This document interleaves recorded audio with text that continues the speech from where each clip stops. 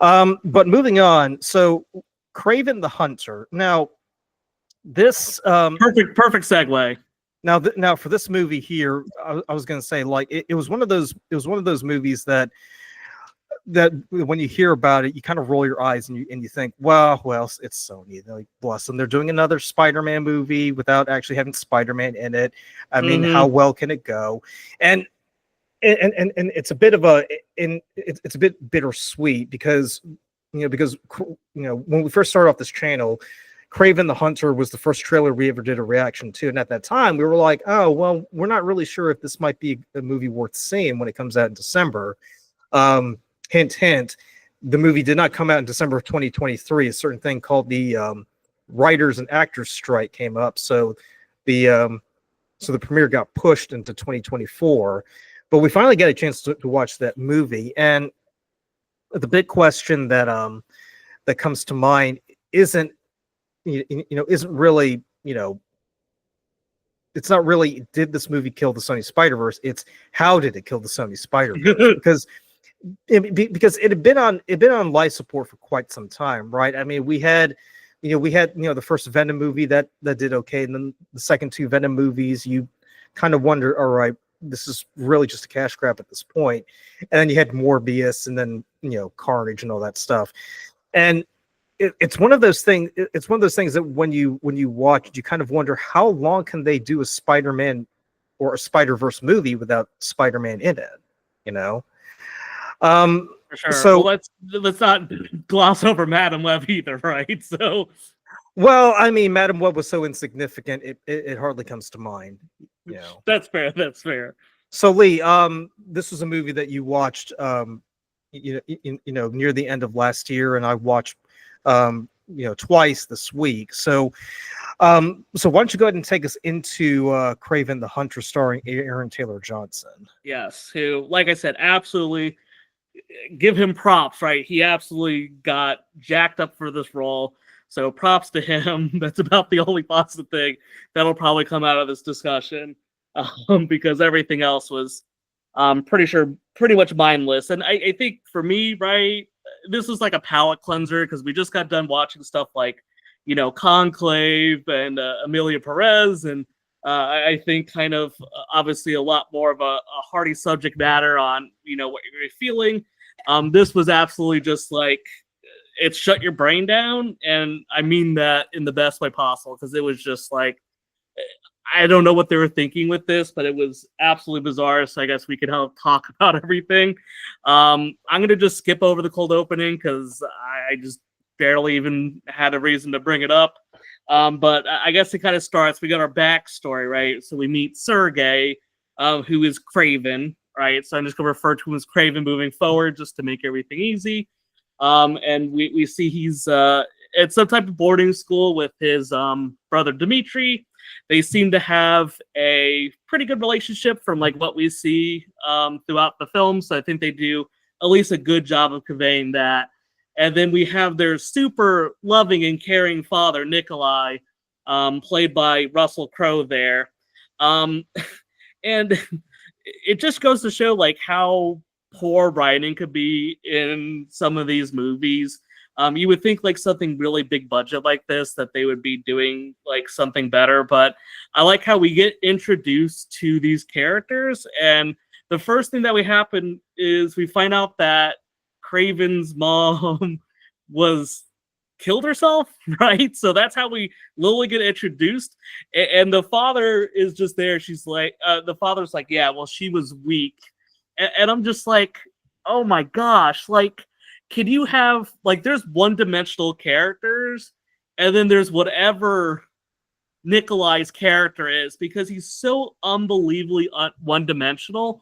It drove me crazy. Like, it's like there's absolutely no redeeming qualities about his character, and it absolutely drove me insane. So, what do you think about, like, when you have such a paper-thin character, how does that change the movie, or how does that make the movie good or bad? From your perspective, thinking about Nikolai.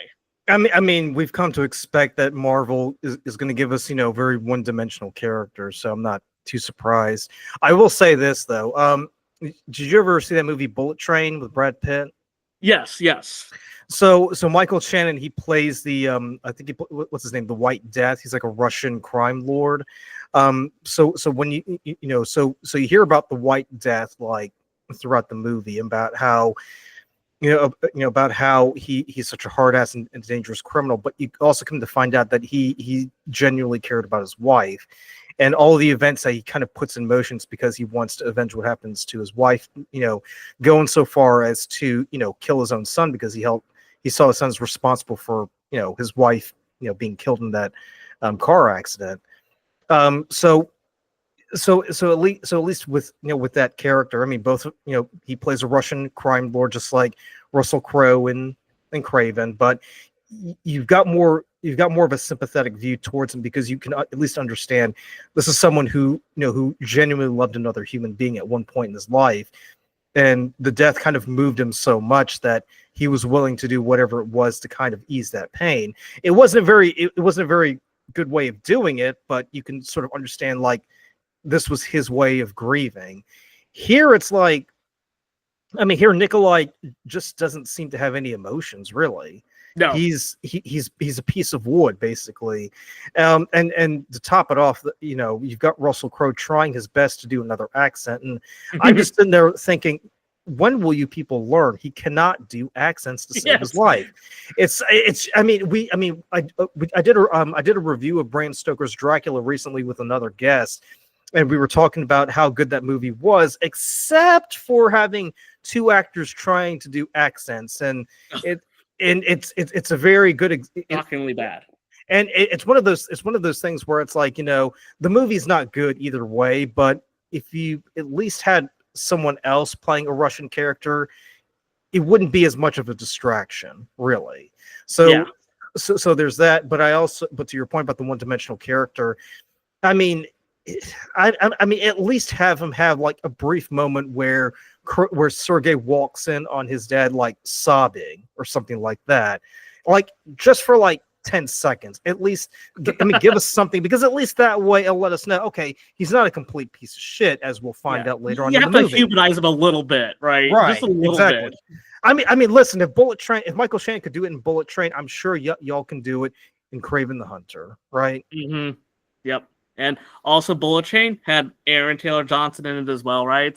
Yeah, exactly. Mm-hmm. A little bit of a connection there. So after finding out the death of his mom, the idea is to have all three of them. They're going to go on this hunting trip, but I believe they go to like Ghana or something. I forget specifically where it is. Mm-hmm. But they go on a hunting trip, and this is where, as the audience, we get to meet this younger person called Calypso. Who I guess has like some type of, I don't know, she's some type of fortune teller or something. She could use tarot cards, right, and be able to utilize them. And she also gets this serum, right, and she just give it to it. And the reason they have to give it to her is because she's going to use it later. But just know that that's what happened. And like this character Calypso, right, like she's she plays a role throughout the whole movie. But you don't really know a whole lot about her other than she's like a lawyer. So I was like, well, let me go in. Let me understand a little bit more about this character, right? So I like how I Googled, Calypso, right? And I don't know anything about the comics that she's in. So apologize for any comic book fans that are going to maybe not like the way I describe her. But I love the way that she was pretty much described. So she is a voodoo priestess that gained her powers by sacrificing her sister. Right.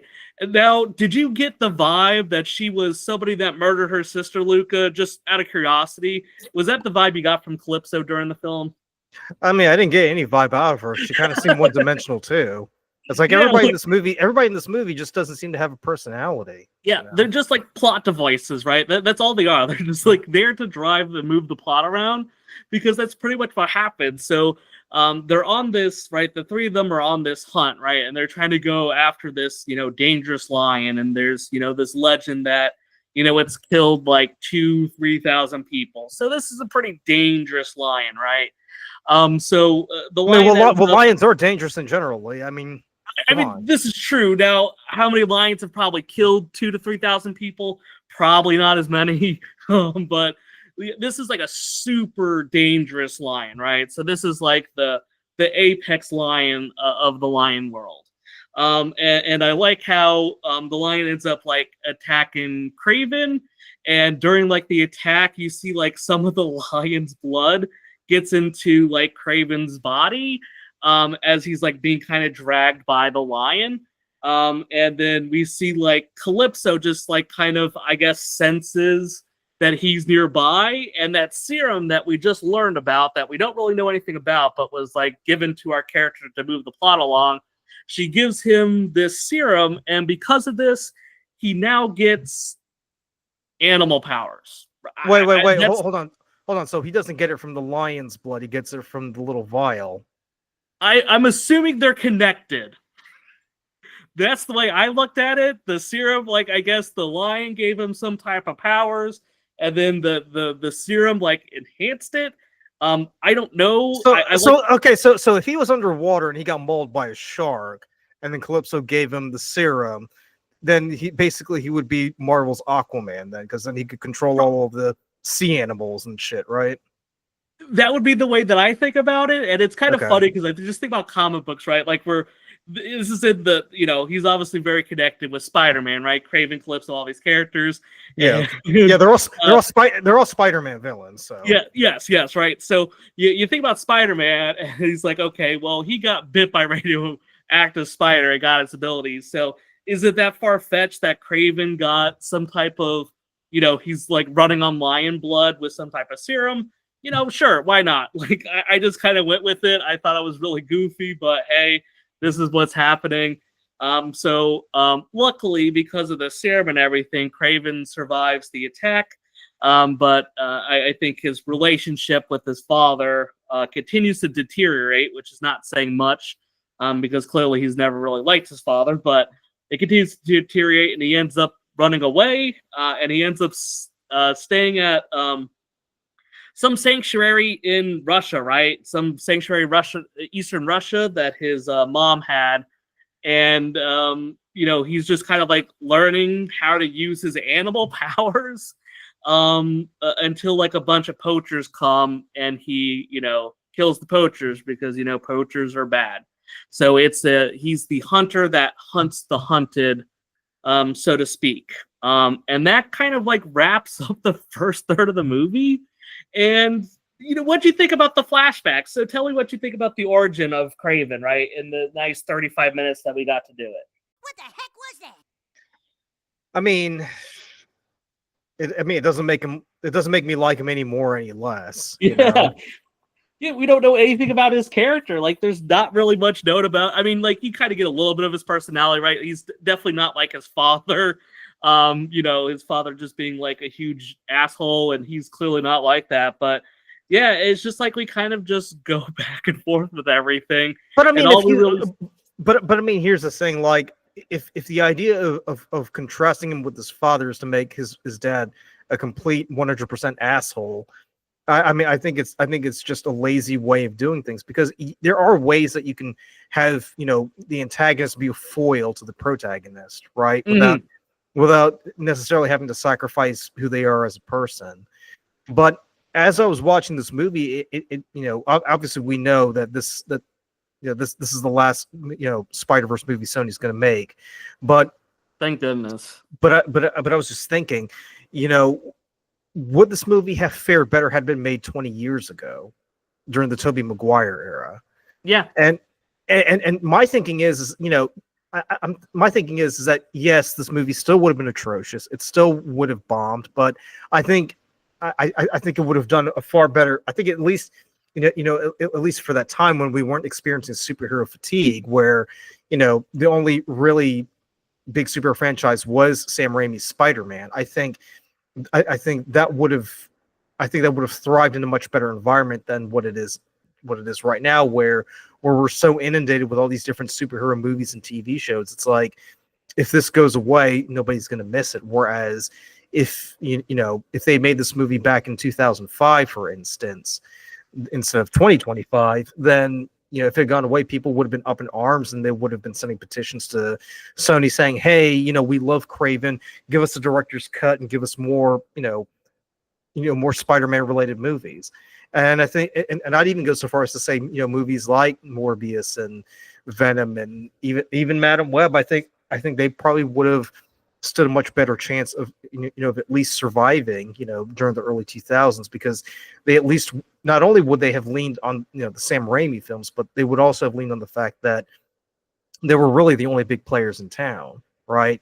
Because DC really wasn't doing anything, because apart from just a few shows on TV, they really weren't heavy hitters in the big screen, with the exception of Christopher Nolan, who was at the time making Batman Begins.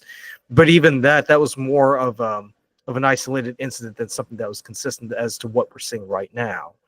So it's one of those things where when I watch, I'm like, well, these guys came 20 years too late. Like, yes, for sure. I mean, yeah, it's like had you done this doesn't earlier, things would have been different. Yeah, it doesn't separate itself from anything we've seen 100 times, right? Other than exactly. I mean, like, even the powers are not very unique. Like, I kind of just attributed it to, like, all I feel like Kraven is like really good at parkour. Right? Like, I mean, that's how it kind of gets depicted in the film. So it just feels blah, like, with everything else that's going on. And as we talk more about the film, it's just so convoluted. There's just too many moving pieces going on. So as we talk about, right, so we have this like time skip afterwards, right? So we go to present day, where after we just saw like a younger version of Kraven killing a bunch of poachers, we fast forward to the present day where we have grown-up Kraven killing a bunch of poachers again. So great kind of segue. I guess he just murders a bunch of poachers here. I guess like all these poachers must not communicate with each other, because it's like, hey, every time some poacher goes there, people die. But I guess they don't really care. I guess but they don't live to tell the tale. That's why. That's true. Ow! Oh, for shit's sake already. That's true. So he kills a bunch of poachers, and I guess he's like, Kraven's like, hey, you know what? I want to kill more of these poachers. I want to kill bad people or something. It's not really, to me, very well articulated, so you just have to kind of roll with it. But he doesn't know how to find all these people, so he enlists the help of Calypso, right? Who's now all grown up, and she's a very famous lawyer in London. So we saw that she's in the comics, she's a voodoo priestess, and we see her kind of start off in Ghana, and then now she's a lawyer in London. So just perfectly seamless transition to this character. No backstory of anything that's happening. That's just what's happening. As they're, I guess, as Kraven's going through his hit list, he encounters someone called the Rhino, who, I mean, I'm just going to go ahead and say it's just like Rocksteady's long lost brother, the Rhino. And the one thing that really bugged me with this was, why could this have not been Paul Giamatti again? Right? So at the end of, I believe it was The Amazing Spider-Man 2, right? You have this ending with the Rhino. And I was like, dang, like that would have been fun to see. That would have been an interesting like way to connect these stories together. But they didn't. So what do you think about the Rhino? Because we did talk about all of this before. What do you think about the depiction of the Rhino in this? I mean, usually when you talk about the Rhino, you think of like a big dumb brute who wears a rhino suit and basically just goes and charges and attacks everybody, and then Spider-Man outwits him, right? It's kind of like Bane from Batman and Robin, really. Like, he's just a big dumb brute. But here you kind of have him, I guess they're trying to go more with the Christopher Nolan Bane, where he's got this backstory where where he's like this underling who's just trying to gain respect from Nikolai. So what better way to do it than to partake in some super secret medical experiment that gives you really, really bad eczema, right? And apparently he's got to wear a backpack all the time, and he's got this tube that he's got to inject himself intravenously like 24/7. Otherwise he looks like he's got that scaly skin disease from Game of Thrones, basically. Yeah, it is totally bizarre. And like, I think, as I said, we didn't see a lot of Paul Giamatti, obviously, in the role, but at least like in the few seconds he's on screen, I'm like, dang, this guy's really hamming it up. And but, then it's just, but I mean, I think the reason why they went with that is one, obviously they want to try to do a revamp on how the Rhino should be portrayed instead of being a Sure. dumb brute, it's more of a sophisticated character. But I kind of feel like they also sort of want to tie it into the Tom Holland Spider-Man and less with the Andrew Garfield Spider-Man, right? Because I That's mean, fair. because when That's you fair. look, because when you look at Paul Giamatti's, that giant Rhino mecha suit, you're gonna remember him fighting Andrew Garfield's Spider-Man, which is fine, but but obviously with what we've seen with the past movies over the past few years, they've strongly hinted, hey, we're clearly going in this direction. We definitely want to tie ourselves to Marvel, to the MCU's Spider-Man, and less with what we had going on in the past, which is a shame. And I agree. Like, had they done Paul Giamatti's Rhino instead, I think that would have been a great way to kind of pay tribute to the Spider-Man universe that they built over the past 20 something years. But by doing that, it kind of feels like they've decided to just abandon what they've done and just say, the Spider-Man movies we made 20 years ago, I have no idea what you're talking about, bro. Like, we're all in on Tom Holland. It's to me, it's always such a weird choice because like you have so many villains in this, right? You have the father, you have the Rhino, you have someone called the Foreigner that pops up. Like, you have so many like villains in it. Like, to me, it would have been more sensible, like, have the father be the overarching villain, right? Because you're just gonna treat him like the villain regardless. Why not have the Rhino just be like a dumb brute, right? I think that's the problem when you make, I guess the Rhino is more of the central villain or the one that has the most like overall story time. So you can't make him a dumb brute because no one's going to really take it seriously. So I think that to me is just like a huge missed opportunity on what you could have did. Instead, like, you have to kind of make the Rhino a more sensible character, because if he is just a mindless thug, you'd be wondering like, well, how could he do all this? I mean, with the backstory that they gave to the Rhino, I felt like maybe you should have just put that in Nikolai instead. Yeah, absolutely. Because I mean, like, if Nikolai is going to be the main villain anyway, you might as well just put more dimensions to him instead of giving it to this secondary character who may or may not be killed within the next 5 minutes, because that's just a waste of everything, really. Yeah, 100% agreed. So, Rhino ends up, I guess he's like kind of the big antagonist in this because Kraven goes to, the reason he's gone to London is to, visit his brother, who he has this like, good relationship with the brother Dimitri. But Dimitri's kidnapped through the Rhino, right? And I'm going to use that pretty loosely because we kind of get some other information about this. But he gets kidnapped, unfortunately, Kraven doesn't know, like, there's kind of this, like, little car sequence, which I thought was probably the most interesting part of the whole film was the car sequence, which is not saying a lot.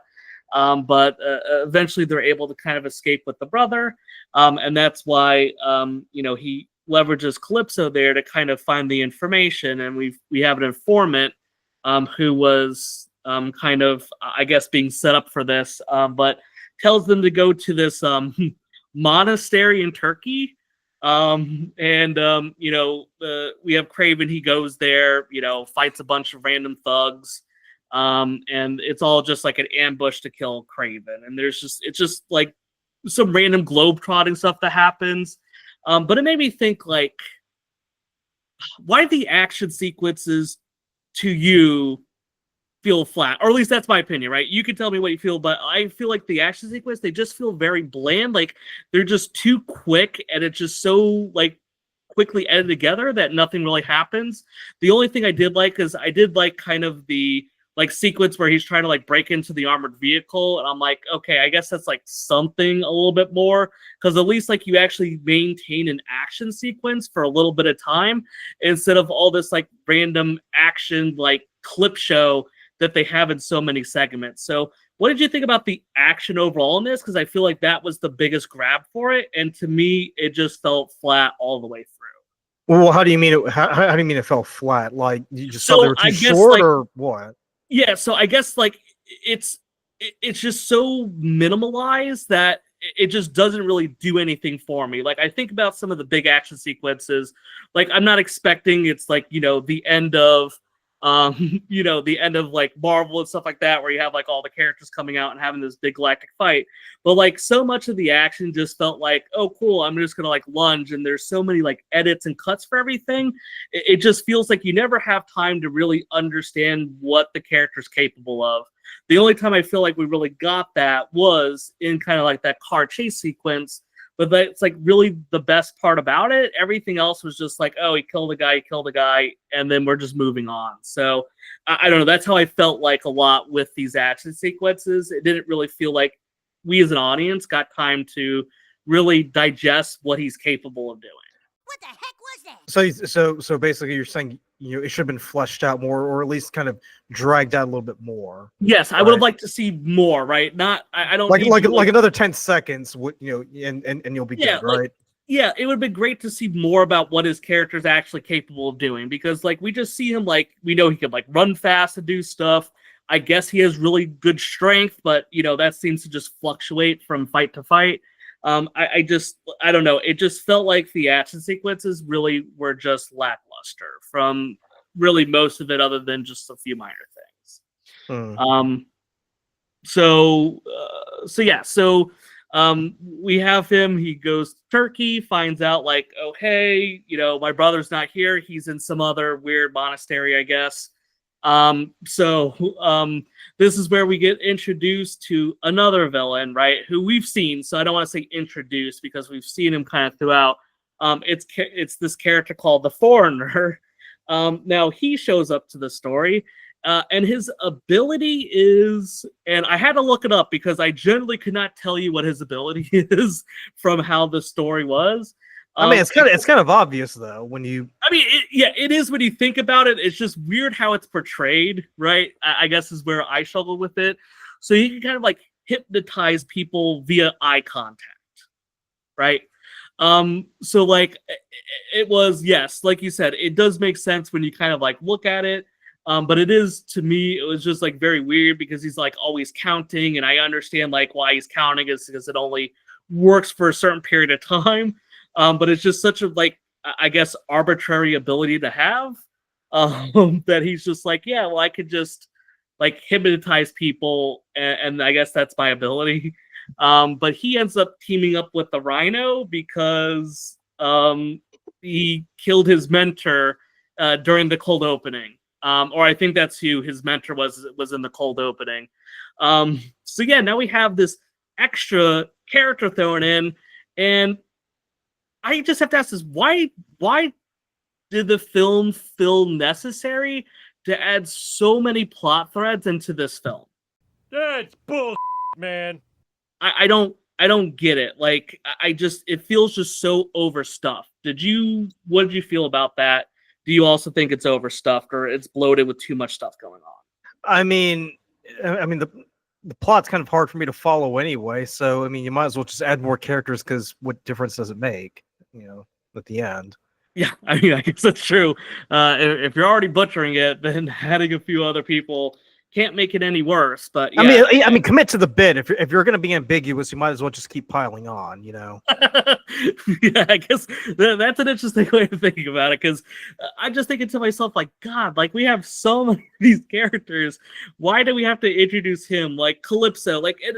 And I'm sure they're trying to like do justice, right, to the comics, right? People that are big into, Kraven the Hunter, whoever that audience is, right? I'm sure you're wanting to see all these characters, but man, it just feels so much to throw at an audience the first time, right? It's just so much that's going into it.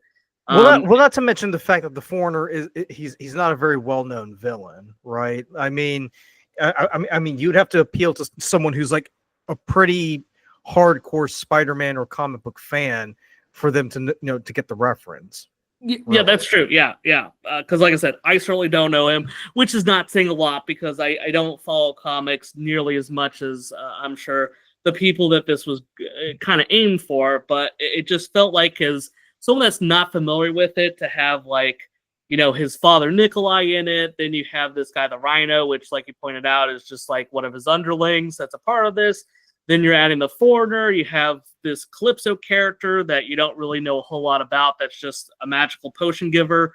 It just kind of really made things bizarre to me, especially because like you had the foreigner, so he's able to like I guess hypnotize people, and then we get this altercation near the climax of the film where everyone's kind of fighting. So the foreigner like uses this drug on Kraven that causes him to like hallucinate. And then like there's this random splices of I guess his mom that was also like I don't know if we're supposed to draw like there's some type of connection with whatever was going on, but like we did see like glimpses of his mom like struggling with stuff. I don't know what to really infer from that. But pretty much he's kind of like hallucinating all these things happening. And then Calypso just kind of shows up and she just shoots the foreigner in the face with a bow and arrow.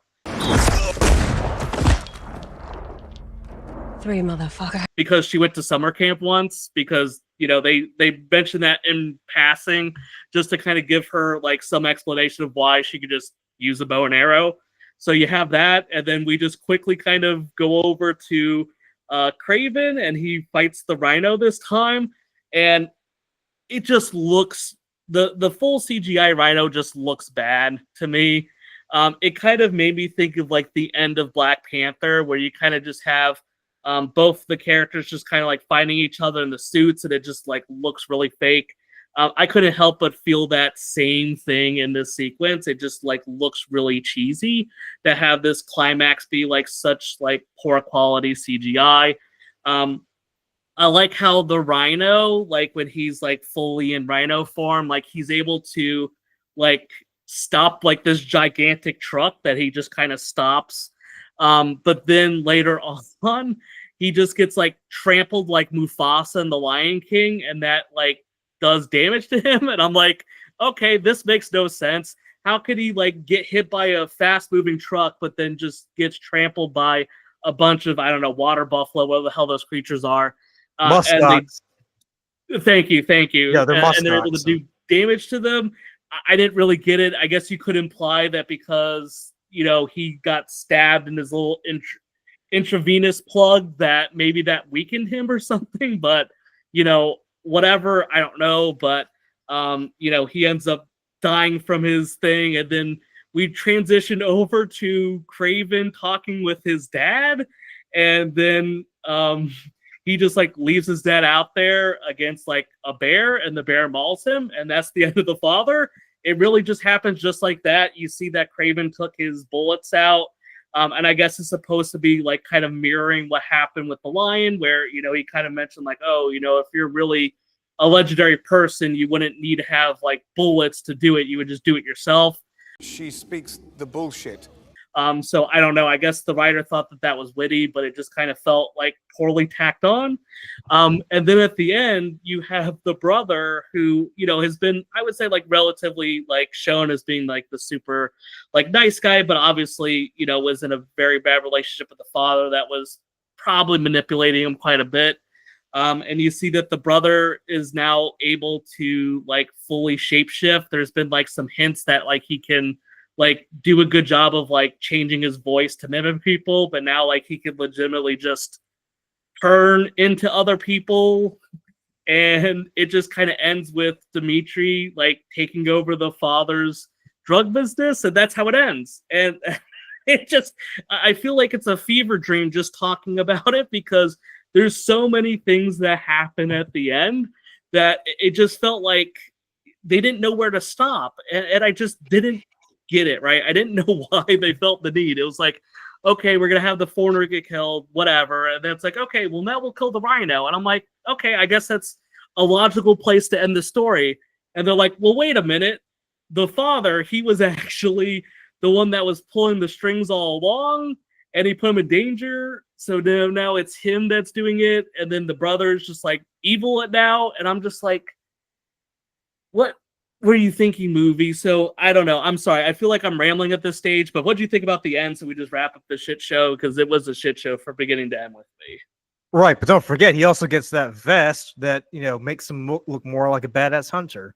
That's true. That's true. So instead of the leather vest, now he's got like the big the bigger lion Yes, vest, which I think was on all the posters too, right? So that was the I remember seeing that on all the posters. So yes, he did get a nice did get a nice lion mane jacket from his father. So I guess his father maybe wasn't that bad of a guy, right? Like he gave him a jacket at the end, so that's kind of a nice way to end it. Well, you yeah. know how some of these families are. You concoct some sort of elaborate scheme to get rid of your rival, and then as a thank you, you give them a vest that's skinned from the lion that you killed 20 something years ago. Mm-hmm. I mean, Yep, that's just how it goes. That's always how I think about it. So so let me ask you this, because I was reading an article about a month ago about Kraven the Hunter, and they're saying that this is the movie that finally killed the Sony Spiderverse. What would you say were elements or moments within the movie that kind of made you think, yep, this is the end? They're definitely not going to make another Spider-Verse movie after this. I would argue that Madam Web had definitely put some nails in that coffin, but I understand where they're coming from. I mean, to me, it just shows like Sony just can't seem to make like a cohesive story that people can be drawn into, right? Like, and I think the big thing that I see throughout this whole film is that you're trying to do too much in a 2-hour long film. Like, there's just no reason to have just build up all these characters. There's just too much going on. You got too many villains. There's just too many different plot threads. Like, if you're gonna go watch this, right, you just want to be able to enjoy what you're watching, right? You're not going to some cerebral film that like, oh, I'm gonna see all this like backstabbing and stuff, because you just didn't do it well enough to justify. So when you kind of bring all these elements together, it just feels like you're trying to jam everything so packed that you just have to hit like every reference. You have to bring in every character. You have to show everything that you want to show, but then like you have too much, and then no one gets an opportunity to really shine, right? Like the Rhino probably had the most significant screen time, but you don't even treat him as like the real villain, right? It's kind of the dad that's ultimately doing it, but you never really get to spend that much time with the dad. I mean, you do definitely get some instances of it, but there's not a lot. And then you throw in a guy like the Foreigner, who is totally ridiculous for the plot, that it felt like absolutely unneeded. And then you also have like Calypso that's helping out, and like she's just kind of there to facilitate stuff. There was just too much. I think if you're trying to do the story right, you have Nikolai's the father. He's the one that's kind of, this really asshole. And then, you could definitely make the argument that like, hey, now you have the Rhino come in and like maybe in a means of like just this power struggle, he kidnaps the brother. And then that's where a lot of the story is. Like, you totally cut out everything with the Foreigner should just be cut out. It was totally unneeded for him to be in the story. And then you just kind of focus on those elements where you have like him, where you have Kraven kind of being this reluctant person that is kind of drawn into this because of the brother to deal with his father's, drug cartel power struggle. To me, that's where the story is, and that's what you focus on. And then maybe kind of like sprinkle in Calypso at the end or something like that, right? I don't know how you do it, but whatever it was just too much. And I think that it was never, it's a character that's not really big, or at least that not I'm familiar with. So you have kind of a smaller character. You have him in this film. You try to have all these connections, and it just falls flat. So I don't see how Sony, and I mean, I think they've pretty much said that was it for them. And I think it's been a long time coming. I think that they've just really squandered a lot of these IPs, and I think it's time for them to roll it up, because it just seems to me they don't know how to do a good superhero film at all anymore. Well, I mean, another thing too, because I mean, if you looked at all the previous Spider-Verse, movies, there have been hints or allusions to Spider-Man. Yes. Either by association or, directly or indirectly. Like in Morbius, we see, we meet the Vulture, who was, very much a big character in Spider-Man Homecoming. Whereas here, it's like, there's no mention of it. We don't hear anything about the web slinger at all. It's just a movie based on the fact that this guy's Kraven. In the comics, he hunts Spider-Man. We're just going to make a movie and hope that you like him based on his merits, which is an ideal thing to say, but at the same time, it's also pretty risky because you're banking the success of your movie on people knowing who Kraven the Hunter is. And people do know who Kraven the Hunter is, but they know him in conjunction with Spider-Man. It's like making Joker, for instance. I mean, you can't make a Joker movie and not have an allusion to Batman or Bruce Wayne, right? It's kind of the same issue that you have here, where it's like, we're going to make a movie about a villain. We're going to have no connection at all to Spider-Man or the Spider-Verse, but we hope that you enjoy. And it's like, well, that's not really how it works, is it? Because when you present one character, you're kind of expecting another. It's a package deal, really. Yeah, I mean, now they did have. I saw them, like, they're on a website and it referenced the Daily Bugle, so like that's like, I guess, a tie-in, right? If you're a very Eagle Eye person, it's a very weak tie-in. No, of course, no. I'm just joking. It is. It's a pathetic way to try to like get it involved in that universe, with the way it was done. So, but yeah, I felt like, as I said, for me, super flat throughout. Too many characters. The action wasn't super engaging. I know we kind of were posturing, right, when we were kind of discussing this. We talked a little bit about. Like, I felt like they were trying to tie in, like, maybe at the end, because, when he becomes the chameleon, he's like, oh yeah, well, a doctor was, doing these, tests on me. And it made me kind of curious if, like, maybe it was, like, related to Dr. Connors, from, Spider-Man. I was like, well, maybe that's the connection they're trying to have. But to your point, right, it's so infinitesimal that it just barely registers. So, for me, I would probably give this, like, I don't know, a 1.5 out of 5. And I feel like I'm being pretty nice with that because I just didn't care about anything. About the only thing I will give props to is I think Aaron Taylor Johnson, the dude, got absolutely jacked for this role. So props to him. He absolutely, like, looks like a guy that could beat the shit out of you. So at least that's something. And I have to admit, I did like the brother Dimitri. I think he kind of plays that, like, kind of like weak character that, like, is just kind of like there. He's, bossed around by an overbearing father, and I think he kind of plays that really well. And kind of the transition at the end was unexpected. Even though it's unexpected, it doesn't really do anything because obviously you're not going to have a sequel to it. But yeah, it didn't really check any boxes to me. I'm surprised that when I looked at the Rotten Tomatoes, it's like 72% or something, which I don't know how to read into that, because I'm like, what about this was, like, interesting or engaging to people? Because I didn't see it. It feels like any other superhero flick that's out there. So I don't know, but I guess, what are your final thoughts on Kraven the Hunter?